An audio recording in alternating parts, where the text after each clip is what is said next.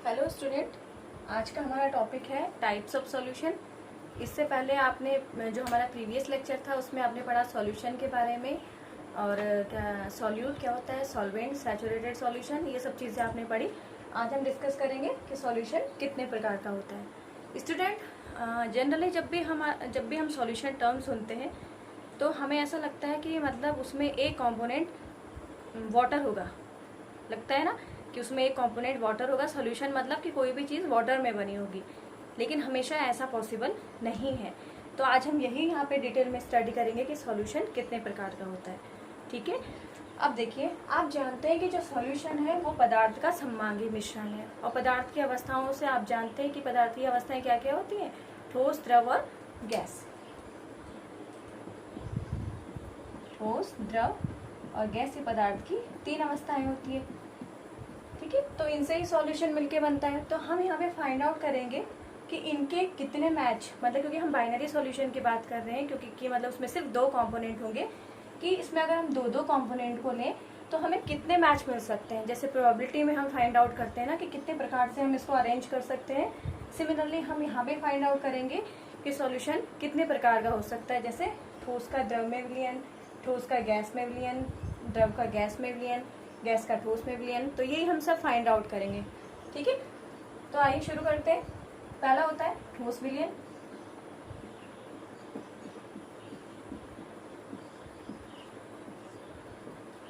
द्रव विलयन,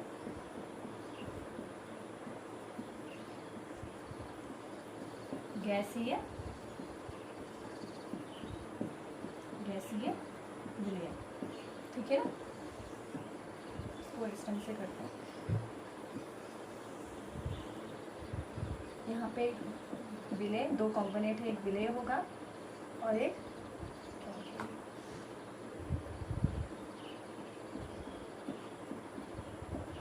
विलय होगा और दूसरा विलायक होगा। और यहाँ पे कुछ क्या है, हम एग्जाम्पल स्टडी करेंगे। क्लियर है?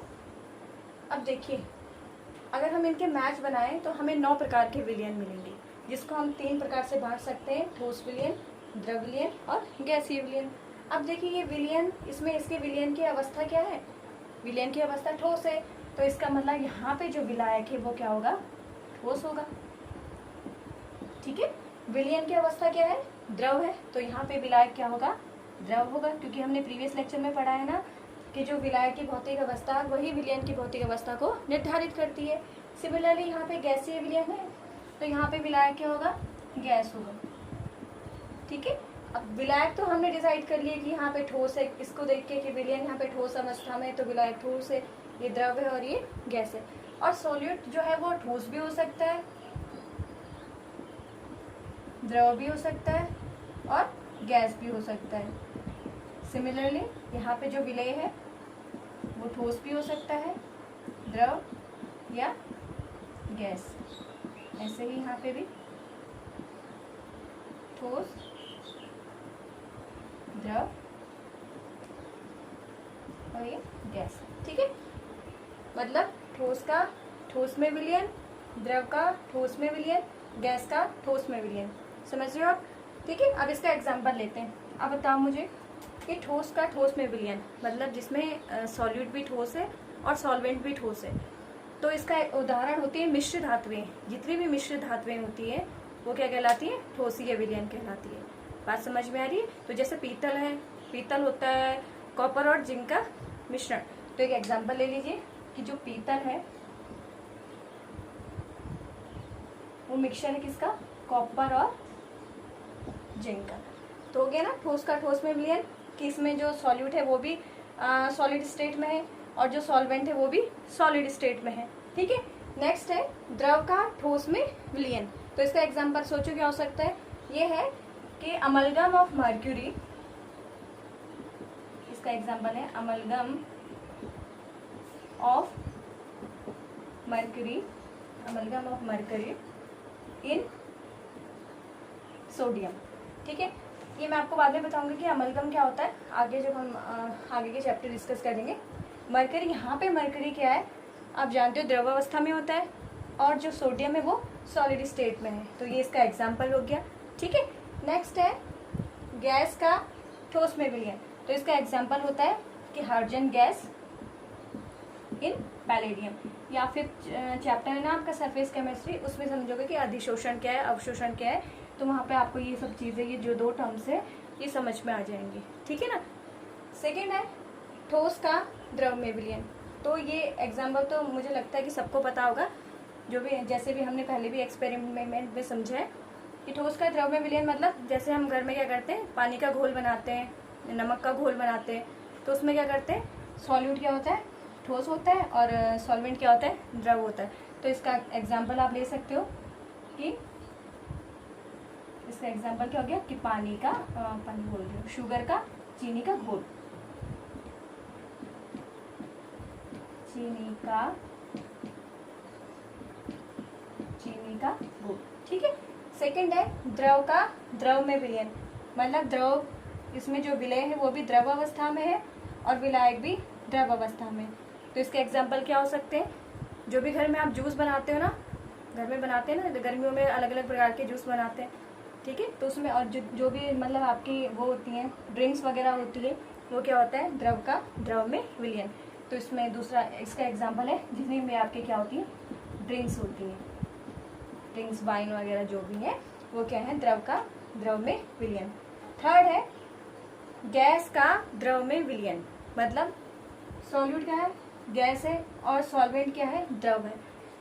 तो आपको पता होगा कि मतलब कॉमन सा एग्जांपल है कि मछलियाँ पानी में कैसे रहती हैं। मतलब हम लोगों को मतलब जिंदगी जीने के लिए ऑक्सीजन की आवश्यकता होती है, ठीक है, हम ऑक्सीजन ले लेते हैं, लेकिन कहते हैं कि मछलियाँ भी क्या है, ऑक्सीजन लेती है।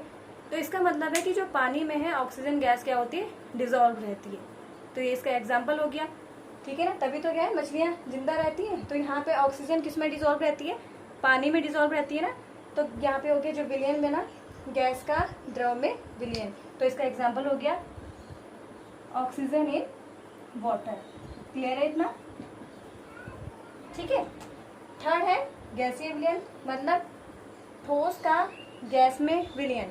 सॉल्यूट आपका ठोस है, सॉल्वेंट आपका गैस है। तो इसका एग्जाम्पल बताओ। इसका एग्जाम्पल हो सकता है धुआं, स्मोक, ठीक है ना। इसका एग्जाम्पल क्या है, स्मोक, धुआं। सेकंड है द्रव का गैस में विलयन। तो आपको पता होगा जैसे गैस में, जैसे हवा में क्या हो जाती है, नमी हो जाती है, ठीक है। तो हवा में नमी हो जाना मतलब नमी क्या है, लिक्विड है, द्रव है। तो यहाँ पे विलय क्या हो गया, द्रव हो गया। और हवा किस स्टेट में हो गई, गैस स्टेट में हो गई। तो इसका एग्जाम्पल हम लिख सकते हैं हवा में नमी, ठीक है ना।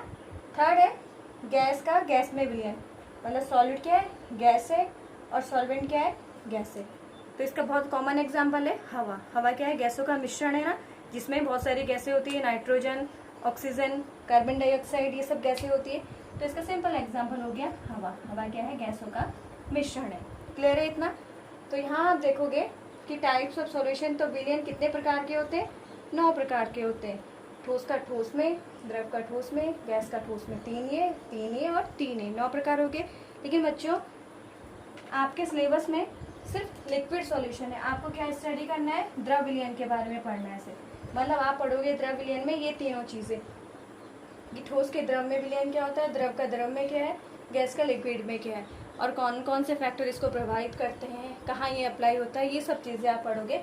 तो ये बहुत इंपॉर्टेंट है। मतलब आपको पता होना चाहिए कि सॉल्यूशन कितने टाइप्स के होते हैं, वो ठीक है, लेकिन आपको डिटेल में लिक्विड सॉल्यूशन के बारे में स्टडी करना है, ठीक है ना।